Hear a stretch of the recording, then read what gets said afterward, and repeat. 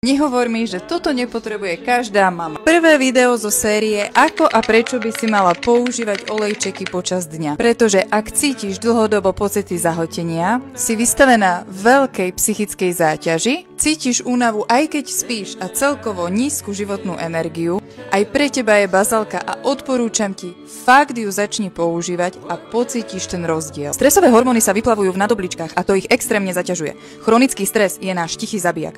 Často si to už ani neuvedomujeme, že sme v permanentnom strese. Podráždenosť, únava, vyčerpanie a žiadna radosť zo života. Bazálka obsahuje linalol, ktorý je známy pre svoje upokojujúce účinky. A vďaka vedeckým štúdiám vieme, že linalol je chemická látka schopná ovplyvniť neurotransmiterové systémy v mozgu. Serotonínový, dopamínový a adrenalinový lomeno noradrenalinový. To si nevedela, že sa v minulosti používalo na výrobu kráľovských parfumov.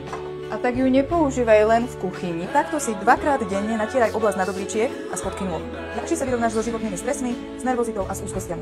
Postupne sa obnoví tvoja životná sila, dobije a obnoví prirodzený rytmus spánku. Budeš sa cítiť viac energická a plná sily podnikať aktivity s deťmi, cvičiť a starať sa o seba.